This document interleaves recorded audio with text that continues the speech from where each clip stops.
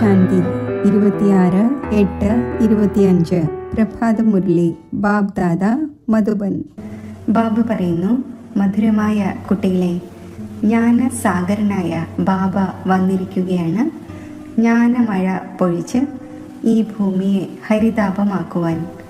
ഇപ്പോൾ സ്വർഗത്തിൻ്റെ സ്ഥാപന നടന്നുകൊണ്ടിരിക്കുന്നു.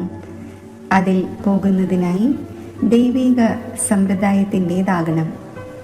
ചോദ്യം: സർവോത്തമ കുലത്തിലേതായ കുട്ടികളുടെ മുഖ്യ കർത്തവ്യം എന്താണ്? ഉത്തരം: സദാ ഉയർന്ന ആത്മീയ സേവനം ചെയ്യണം. ഇവിടെ ഇരിക്കുമ്പോഴും നടക്കുമ്പോഴും ചുറ്റി സഞ്ചരിക്കുമ്പോഴുമെല്ലാം വിശേഷിച്ച് ഭാരതത്തെയും പൊതുവായി മുഴുവൻ വിശ്വത്തെയും പാവനമാക്കണം. ശ്രീമത്ത് അനുസരിച്ച് ബാബയുടെ സഹായിയാകണം. ഇതാണ് സർവോത്തമ ബ്രാഹ്മണരുടെ കർത്തവ്യം. ഗീതം: ആരാണോ പ്രീതമന്റെ കൂടെ ഉള്ളത്. ഓം ശാന്തി. മധുരമധുരമായ ആത്മീയ കുട്ടികൾക്ക്, ആരാണോ ആത്മീയ പിതാവിൻ്റെ കൂടെ ഉള്ളത് അവർക്ക് ആത്മീയ അച്ഛൻ മനസ്സിലാക്കിച്ചു തരുന്നു. കാരണം ബാബ ജ്ഞാനത്തിൻ്റെ സാഗരമാണ്. ഏത് ബാബ? ശിവ് ബാബ. ബ്രഹ്മ ബാബയെ ജ്ഞാനത്തിൻ്റെ സാഗരം എന്ന് പറയില്ല. ശിവ് ബാബയെ തന്നെയാണ് പരംപിത പരമാത്മാവ് എന്ന് പറയുന്നത്. ഒന്നാണ് ലൗകിക ശാരീരിക പിതാവ്, രണ്ടാമത്തേത് പാരലൗകിക ആത്മീയ പിതാവ്. ഒന്ന് ശരീരത്തിൻ്റെ പിതാവ്, ആ ഒന്ന് ആത്മാക്കളുടെ പിതാവ്. ഇത് വളരെ നല്ല രീതിയിൽ മനസ്സിലാക്കേണ്ട കാര്യങ്ങളാണ്. ഈ ജ്ഞാനം കേൾപ്പിക്കുന്നത് ജ്ഞാനസാഗരനാണ്. എല്ലാവരുടെയും ഭഗവാൻ ഒന്നാണ്. അതുപോലെ ജ്ഞാനവും ഒന്നിനെ നൽകുവാൻ സാധിക്കൂ. ബാക്കി ഏതെല്ലാം ശാസ്ത്രങ്ങളും ഗീതയും ഒക്കെ പഠിക്കുന്നുവോ, ഭക്തി ചെയ്യുന്നുവോ, അത് ജ്ഞാനമല്ല. അതിലൂടെ ജ്ഞാനമഴ ഉണ്ടാകുന്നില്ല. അതിനാൽ ഭാരതം തീർത്തും വരണ്ടുപോയി ദരിദ്രമായി. ആ മഴയും പെയ്യുന്നില്ലെങ്കിൽ ഭൂമിയും മറ്റും എല്ലാം വരണ്ടു പോകും. അതാണ് ഭക്തിമാർഗം. അതിനെ ജ്ഞാനമാർഗം എന്ന് പറയുന്നില്ല. ജ്ഞാനത്തിലൂടെ സ്വർഗത്തിൻ്റെ സ്ഥാപന ഉണ്ടാകുന്നു. അവിടെ എല്ലായ്പ്പോഴും ഭൂമി പച്ചപ്പ് നിറഞ്ഞതായിരിക്കും, ഒരിക്കലും ഉണങ്ങിയതായിരിക്കില്ല. ഇതാണ് ജ്ഞാനത്തിൻ്റെ പഠനം. ഈശ്വരനാകുന്ന ബാബ ജ്ഞാനം നൽകി ദൈവിക സമ്പ്രദായം ഉണ്ടാക്കുന്നു. ബാബ മനസ്സിലാക്കിച്ചു തന്നിട്ടുണ്ട്, ഞാൻ നിങ്ങൾ എല്ലാ ആത്മാക്കളുടെയും പിതാവാണ്.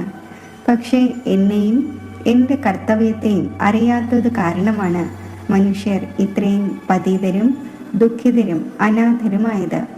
പരസ്പരം അടികൂടിക്കൊണ്ടിരിക്കുന്നു. വീട്ടിൽ അച്ഛനില്ലെങ്കിൽ കുട്ടികൾ അടികൂടുന്നു. അപ്പോൾ ചോദിക്കാറില്ലേ, നിങ്ങൾക്ക് അച്ഛനുണ്ടോ അതോ ഇല്ലേ എന്ന്? ഈ സമയം മുഴുവൻ ലോകവും ബാബയെ അറിയുന്നില്ല. അറിയാത്തത് കാരണം ഇത്രയും ദുർഗതി ഉണ്ടായി. അറിയുന്നതിലൂടെ സദ്ഗതി ഉണ്ടാകുന്നു. സർവരുടെയും സദ്ഗതി ദാതാവ് ഒന്നാണ്. ആ ഒന്നിനെ ബാബ എന്ന് പറയുന്നു. ആ ഒന്നിൻ്റെ നാമം ശിവൻ എന്നാണ്. ആ ഒന്നിൻ്റെ നാമം ഒരിക്കലും മാറുക സാധ്യമല്ല. സന്യാസം സ്വീകരിക്കുമ്പോൾ നാമം മാറ്റുന്നുവല്ലോ. വിവാഹത്തിലും കുമാരിയുടെ നാമം മാറ്റുന്നു. ഈ സമ്പ്രദായം ഇവിടെ ഭാരതത്തിലുണ്ട്. പുറത്ത് ഇങ്ങനെ ഉണ്ടായിരിക്കുന്നില്ല.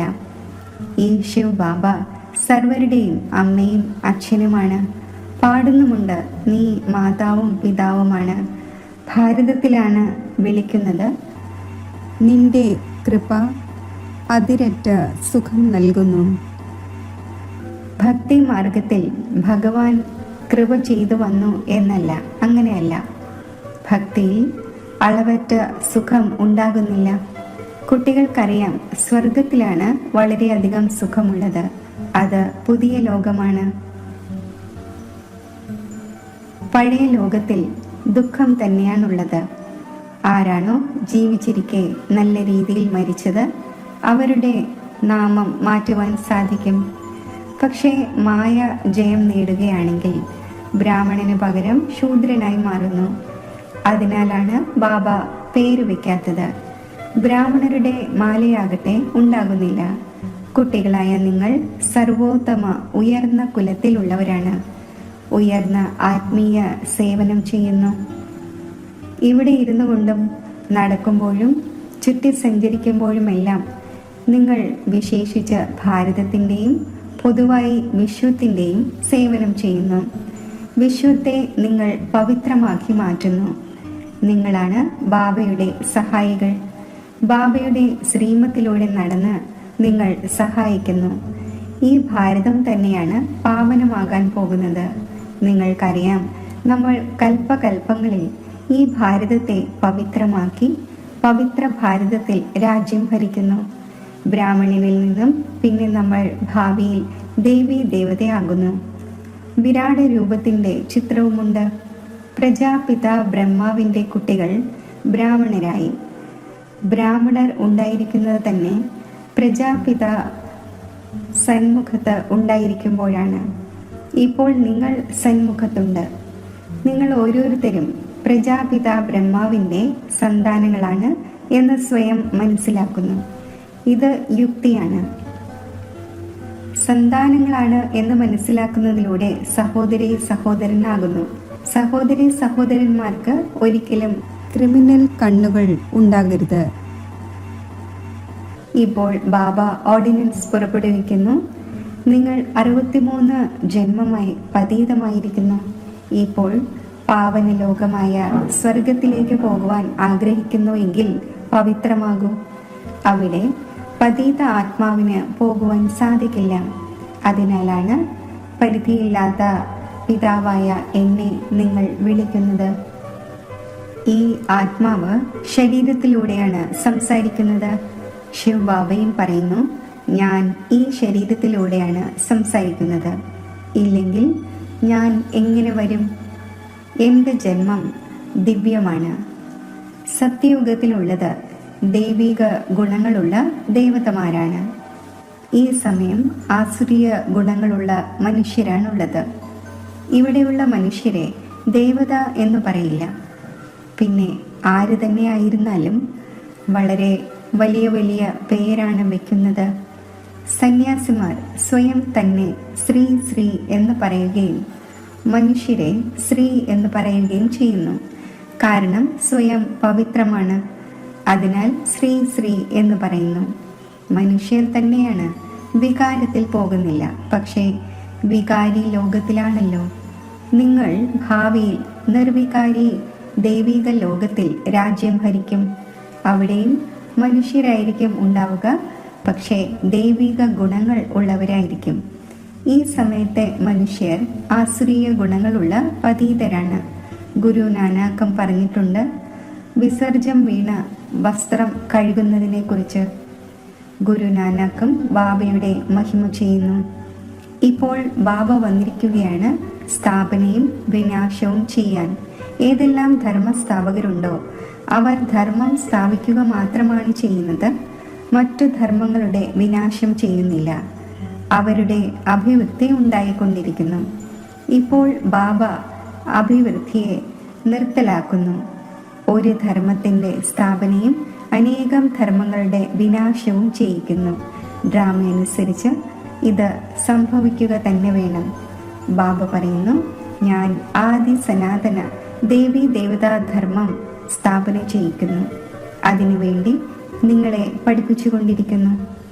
സത്യയുഗത്തിൽ അനേകം ധർമ്മങ്ങൾ ഉണ്ടായിരിക്കുന്നില്ല. ഇവരെല്ലാം തിരികെ പോകുന്നത് ഡ്രാമയിൽ അടങ്ങിയിട്ടുണ്ട്. ഈ വിനാശത്തെ ആർക്കും തടയുവാൻ സാധിക്കില്ല. വിശ്വത്തിൽ ശാന്തി ഉണ്ടാകുന്നത് വിനാശം ഉണ്ടാകുമ്പോഴാണ്. ഈ യുദ്ധത്തിലൂടെ തന്നെയാണ് സ്വർഗത്തിൻ്റെ ഗേറ്റ് തുറക്കുന്നത്.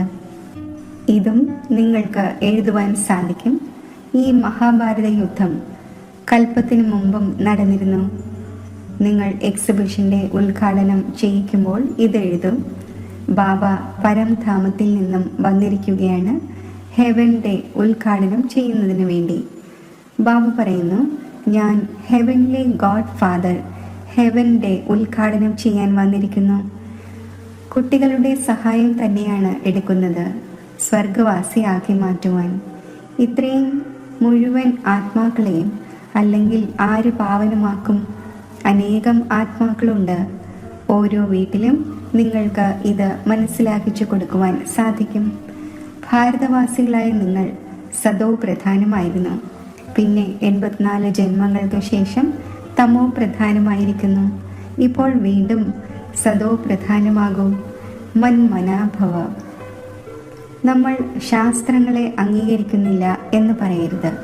പറയൂ, ശാസ്ത്രങ്ങളെയും ഭക്തിമാർഗത്തെയും നമ്മൾ അംഗീകരിച്ചിരുന്നു.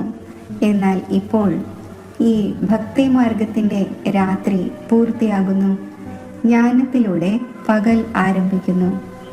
ബാബ സദ്ഗതി ചെയ്യുന്നതിനായി വന്നിരിക്കുകയാണ്. മനസ്സിലാക്കിച്ചു കൊടുക്കുവാൻ വലിയ യുക്തി ആവശ്യമാണ്. ചിലർ നല്ല രീതിയിൽ ധാരണ ചെയ്യുന്നു, ചിലർ കുറച്ച് ചെയ്യുന്നു. എക്സിബിഷനിലും ആരാണോ നല്ല നല്ല കുട്ടികൾ, അവർ നന്നായി മനസ്സിലാക്കിച്ചു കൊടുക്കുന്നു. ഏതുപോലെ ബാബ ടീച്ചറാണ്, അപ്പോൾ കുട്ടികൾക്കും ടീച്ചറാകേണ്ടി വരും. പാടുന്നുമുണ്ട് സദ്ഗുരു ഉയർത്തുന്നു എന്ന്. ബാബയെ പറയുന്നത് തന്നെ സത്യഖണ്ഡം സ്ഥാപിക്കുന്ന സത്യമായ ബാബ എന്നാണ്. അസത്യഖണ്ഡം സ്ഥാപിക്കുന്നത് രാവണനാണ്. ഇപ്പോൾ സദ്ഗതി ചെയ്യുന്ന ബാബയെ ലഭിച്ചിരിക്കെ പിന്നെ നമ്മൾ എങ്ങനെ ഭക്തി ചെയ്യും? ഭക്തി പഠിപ്പിക്കുന്നവർ അനേകം ഗുരുക്കന്മാരാണ്. സദ്ഗുരു ഒന്നേ ഉള്ളൂ. പറയുന്നുമുണ്ട് സദ്ഗുരു അകാൽ എന്ന്. എന്നിട്ടും അനേകം ഗുരുക്കന്മാർ ഉണ്ടായിക്കൊണ്ടിരിക്കുന്നു. സന്യാസി, ഉദാസി, ഇങ്ങനെ വളരെയധികം പ്രകാരത്തിലുള്ള ഗുരുക്കന്മാരുണ്ട്. സിഖുകാർ സ്വയം പറയുന്നു സദ്ഗുരു അകാൽ എന്ന്. അതായത് ആ ഒന്നിനെ കാലം ഭക്ഷിക്കുന്നില്ല എന്ന്. മനുഷ്യനെ ആകട്ടെ കാലം ഭക്ഷിക്കുന്നു. ബാബ മനസ്സിലാക്കിച്ചു തരുന്നു മന്മനാഭവ. പിന്നെ അവരുടേതാണ് സാഹിബിനെ ജപിക്കൂ, അതായത് യജമാനെ ജപിക്കൂ, എങ്കിൽ സുഖം ലഭിക്കും. മുഖ്യമായും 2 വാക്കുകളാണ്. ബാബ പറയുന്നു എന്നെ ഓർമ്മിക്കൂ. അതാണ് സാഹിബിനെ ജപിക്കൂ എന്നത്. സാഹിബ് ഒരേ ഒരാളാണ്. ഗുരു നാനാക്കും ആ ഒന്നിനെ കുറിച്ചാണ് സൂചന നൽകിയത്, ആ ഒന്നിനെ ജപിക്കൂ എന്ന്. വാസ്തവത്തിൽ നിങ്ങൾക്ക് ജപിക്കേണ്ടതില്ല, ഓർമ്മിക്കുകയാണ് ചെയ്യേണ്ടത്. ഇതാണ് അജപാജാപം. മുഖത്തിലൂടെ ഒന്നും പറയേണ്ടതില്ല, ശിവശിവ എന്നും പറയേണ്ടതില്ല. നിങ്ങൾക്ക് പോകേണ്ടത് ശാന്തിധാമിലേക്കാണ്. ഇപ്പോൾ ബാബയെ ഓർമ്മിക്കൂ. അജപാജാപവും ഒന്ന് തന്നെയാണ്. അത് ബാബ പഠിപ്പിച്ചു തരുന്നു. അവർ എത്ര മണികൾ മുഴക്കുന്നു, ശബ്ദമുണ്ടാക്കുന്നു, മഹിമ ചെയ്യുന്നു, പറയുന്നു അച്യുതം കേശവം എന്ന്. എന്നാൽ ഒരു വാക്കുപോലും മനസ്സിലാക്കുന്നില്ല. സുഖം നൽകുന്നവനാകട്ടെ ഒരേ ഒരു ബാബയാണ്. വ്യാസൻ എന്നും ആ ഒന്നിനെയാണ് പറയുന്നത്. ആ ഒന്നിൽ നോളജ് ഉണ്ട്, അത് നൽകുന്നു. സുഖവും ആ ഒന്ന് തന്നെയാണ് നൽകുന്നത്. കുട്ടികളായ നിങ്ങൾ മനസ്സിലാക്കുന്നു. ഇപ്പോൾ നമ്മുടെ കയറുന്ന കല ഉണ്ടാകുന്നു. ഏണിപ്പടിയുടെ ചിത്രത്തിൽ കലകളെക്കുറിച്ചും കാണിച്ചിട്ടുണ്ട്. ഈ സമയം ഒരു കലയുമില്ല. നിർഗുണനായ എന്നിൽ എന്ന് പറയുന്നു. ഒരു നിർഗുണ പ്രസ്ഥാനവുമുണ്ട്. ഇപ്പോൾ ബാബ പറയുന്നു ബാലകർ മഹാത്മാവിനെ പോലെയാണ്. അവരിൽ യാതൊരു അവഗുണവുമില്ല. അവർ പിന്നെ നിർഗുണ ബാലകൻ എന്ന നാമം വയ്ക്കുന്നു. ബാലകനിൽ ഗുണമില്ലെങ്കിൽ ബാബയിലുമില്ല. എല്ലാവരിലും അവഗുണമുണ്ട്. ഗുണവാന്മാർ ദേവതമാർ മാത്രമാണ് ആവുന്നത്. നമ്പർ 1 അവഗുണമാണ് ബാബയെ അറിയാതിരിക്കുക എന്നത്. 2ാമത്തെ അവഗുണമാണ് വിഷയസാഗരത്തിൽ മുങ്ങുന്നത്. ബാബ പറയുന്നു പകുതി കൽപ്പം നിങ്ങൾ മുങ്ങിത്താണു. ഇപ്പോൾ ജ്ഞാനസാഗരൻ നിങ്ങളെ ക്ഷീരസാഗരത്തിലേക്ക് കൊണ്ടുപോകുന്നു. ഞാനാകട്ടെ ക്ഷീരസാഗരത്തിലേക്ക് പോകുന്നതിനുള്ള ശിക്ഷണം നിങ്ങൾക്ക് നൽകുന്നു. ഞാൻ ഇദ്ദേഹത്തിൻ്റെ സമീപം വന്നിരിക്കുന്നു.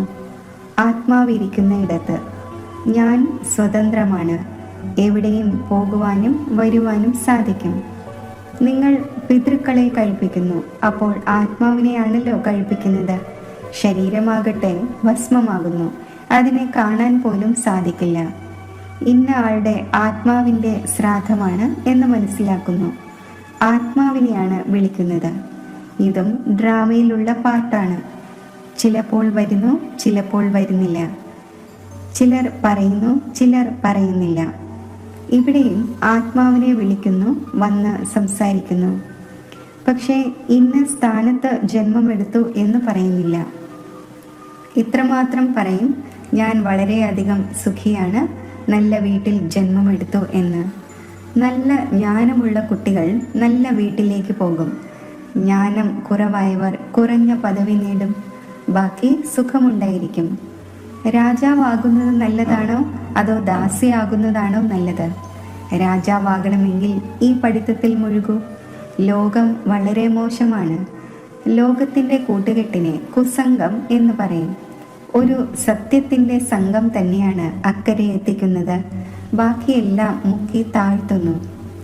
ബാബയാണെങ്കിൽ സർവരുടെയും ജാതകം അറിയുന്നുവല്ലോ. ഇത് പാപത്തിൻ്റെ ലോകമാണ്. അതിനാലാണ് വിളിക്കുന്നത് മറ്റെവിടേക്കെങ്കിലും കൊണ്ടുപോകൂ എന്ന്. ഇപ്പോൾ ബാബ പറയുന്നു, മധുരമധുരമായ കുട്ടികളെ, എൻ്റേതായ ശേഷം പിന്നെ എൻ്റെ മതമനുസരിച്ച് നടക്കൂ. ഇത് വളരെ മോശമായ ലോകമാണ്. കറപ്ഷനുമുണ്ട്. ലക്ഷങ്ങളുടെയും കോടിക്കണക്കിന് രൂപയുടെയും ചതിവ് സംഭവിക്കുന്നു. ഇപ്പോൾ ബാബ വന്നിരിക്കുകയാണ് കുട്ടികളെ സ്വർഗത്തിൻ്റെ അധികാരിയാക്കി മാറ്റുവാൻ. അപ്പോൾ അളവറ്റ സന്തോഷമുണ്ടായിരിക്കേണ്ടതാണ്.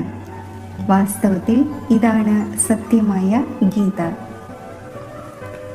പിന്നെ ഈ ജ്ഞാനം പ്രായലോപമാകും. ഇപ്പോൾ നിങ്ങൾക്ക് ഈ ജ്ഞാനമുണ്ട്. പിന്നെ അടുത്ത ജന്മം എടുക്കുമ്പോൾ ജ്ഞാനം സമാപ്തമാകും. പിന്നെയുള്ളത് പ്രാപ്തിയാണ്. നിങ്ങളെ പുരുഷോത്തമനാക്കുന്നതിനായി ബാബ പഠിപ്പിക്കുന്നു. ഇപ്പോൾ നിങ്ങൾ ബാബയെ അറിഞ്ഞു കഴിഞ്ഞു. അമർനാഥിലേക്കുള്ള യാത്രകളുണ്ട്.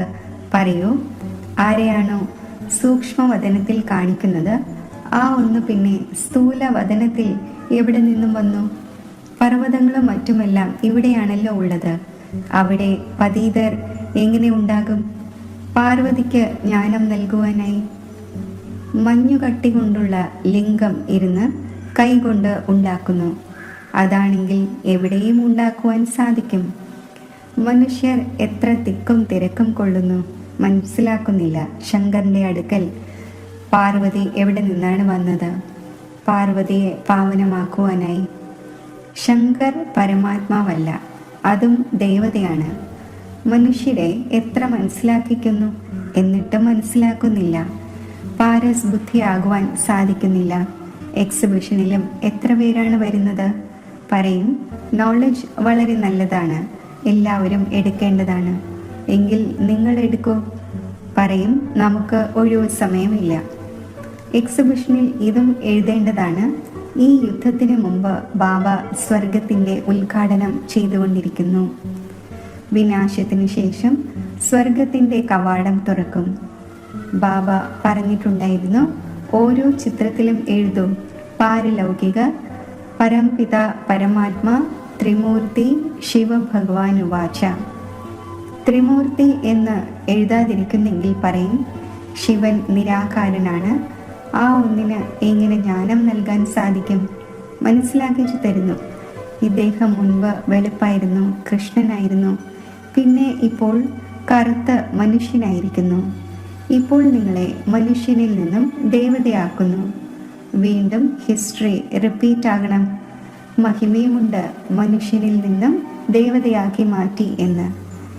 പിന്നെ പടികളിറങ്ങി മനുഷ്യനാകുന്നു. വീണ്ടും ബാബ വന്ന് ദേവതയാക്കുന്നു. ബാബ പറയുന്നു, എനിക്ക് വരേണ്ടി വരുന്നു.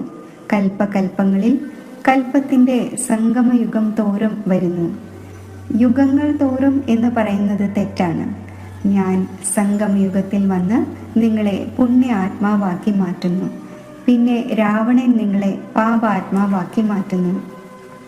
ബാബ തന്നെയാണ് പഴയ ലോകത്തെ പുതിയ ലോകം ആക്കി മാറ്റുന്നത്. ഇത് മനസ്സിലാക്കേണ്ട കാര്യങ്ങളാണ്. ശരി, മധുരമധുരമായ വളരെ കാലം വേർപിരിഞ്ഞ ശേഷം തിരിച്ചു കിട്ടിയ കുട്ടികൾക്ക് മാതാവും പിതാവുമായ ബാബ്ദാദയുടെ സ്നേഹസ്മരണകൾ. Good morning. ആത്മീയ അച്ഛൻ്റെ ആത്മീയ കുട്ടികൾക്ക് നമസ്തേ. ധാരണയ്ക്കുള്ള മുഖ്യസാരം: ബാബയ്ക്ക് സമാനം ടീച്ചറാകണം. വളരെ യുക്തിയോടെ എല്ലാവരെയും ഈ അസത്യഖണ്ഡത്തിൽ നിന്നും മാറ്റി സത്യഖണ്ഡത്തിലേക്ക് പോകുന്നതിന് യോഗ്യരാക്കി മാറ്റണം. ലോകത്തിൻ്റെ കൂട്ടുകെട്ട് കുസംഗമാണ്. അതിനാൽ കുസംഗത്തിൽ നിന്നും അകന്നു മാറി ഒരു സത്യത്തിൻ്റെ കൂട്ടുകൂടണം. ഉയർന്ന പദവി നേടുന്നതിനായി ഈ പഠനത്തിൽ മുഴുകണം. ഒരു ബാബയുടെ മതമനുസരിച്ച് തന്നെ നടക്കണം.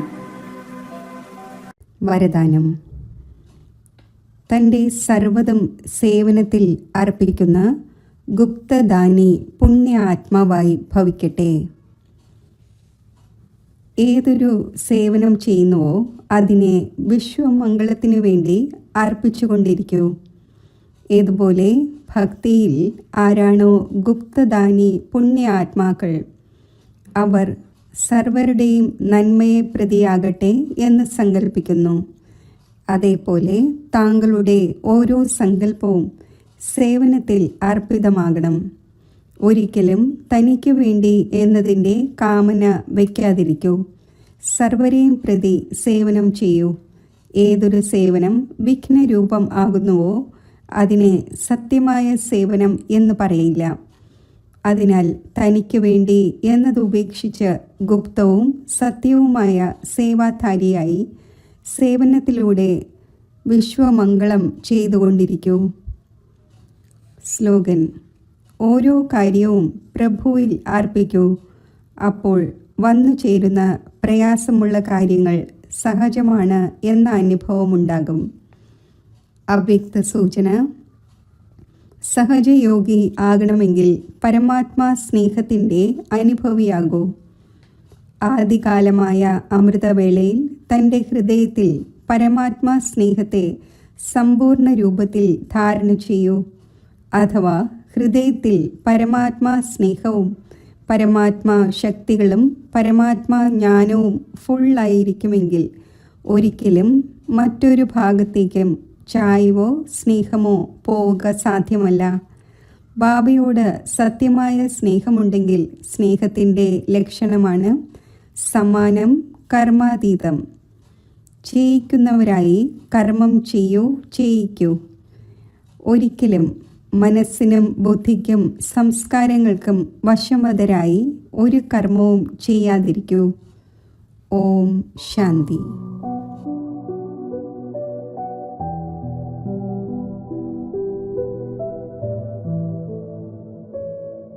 ഓം ശാന്തി. ആത്മസ്മൃതിയുടെ തിലകമണിഞ്ഞ്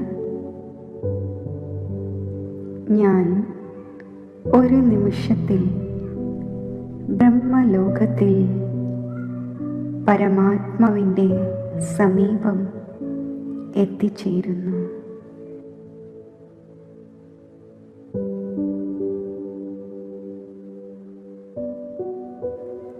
ശിവപരമാത്മാവിൻ്റെ തേജസ്വി കിരണങ്ങൾ ആത്മാവിൽ സ്പർശിക്കുന്നു.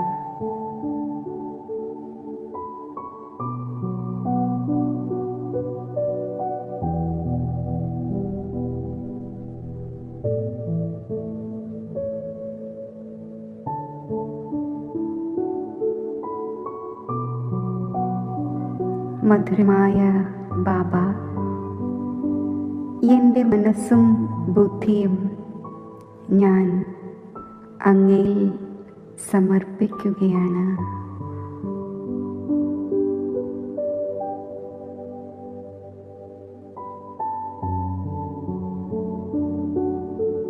അങ്ങയുടെ സന്താനമായ ഞാൻ ഈ സമർപ്പണ ഭാവത്തോടെ അധികാരി സ്വരൂപത്തിൽ സ്ഥിതി ചെയ്യുമ്പോൾ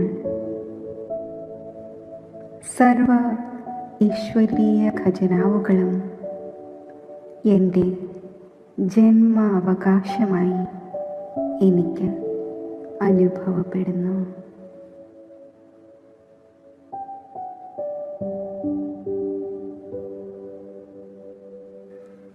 വരദാതാവായ ബാബ, അങ്ങ് നൽകുന്ന വരദാനങ്ങൾ എന്നെ സമ്പൂർണതയുടെ പുരുഷാർത്ഥത്തിൻ്റെ മാർഗത്തിൽ സഹജമായി മുന്നോട്ട് നയിക്കുന്നു.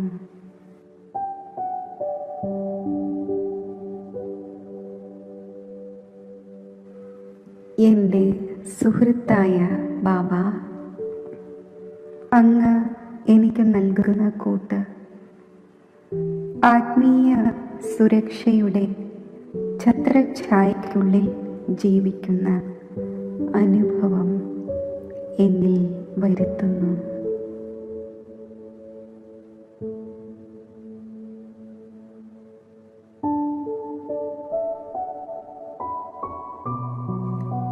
എൻ്റെ മാതാവും പിതാവുമായ ശിവപരമാത്മാ, അങ്ങയുടെ ഓർമ്മയാകുന്ന മടിത്തട്ടിൽ ഇരിക്കുമ്പോൾ എനിക്ക് അലൗകിക സന്തോഷത്തിൻ്റെയും അതീന്ദ്രിയ സുഖത്തിൻ്റെയും ഊഞ്ഞാലിലാടുന്ന അനുഭവമുണ്ടാകുന്നു.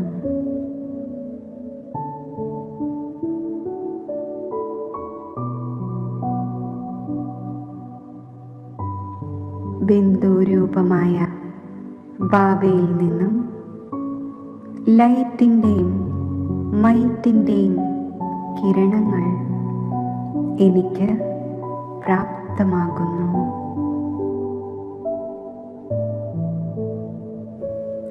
ഞാൻ ശക്തിശാലി ബിന്ദുരൂപസ്ഥിതിയിൽ സ്ഥിതി ചെയ്യുന്നു. ഈ ശക്തിശാലി സ്ഥിതിയിൽ എൻ്റെ അനേകം ജന്മങ്ങളിലെ പാപങ്ങൾ ഭസ്മമാകുന്നു.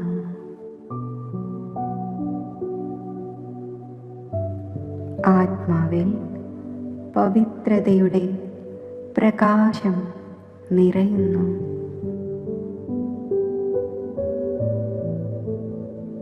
വിശ്വമംഗളകാരിയായ ബാബയോടൊപ്പം ഞാൻ കമ്പൈൻഡ് രൂപത്തിലിരുന്ന് എൻ്റെ സങ്കല്പത്തിലൂടെയും വൃത്തിയിലൂടെയും സുഖത്തിൻ്റെയും ശാന്തിയുടെയും ശക്തിയുടെയും സ്നേഹത്തിൻ്റെയും ആനന്ദത്തിൻ്റെയും ആത്മീയ സുഗന്ധം വിശ്വമാകെ വ്യാപിപ്പിക്കുകയാണ്.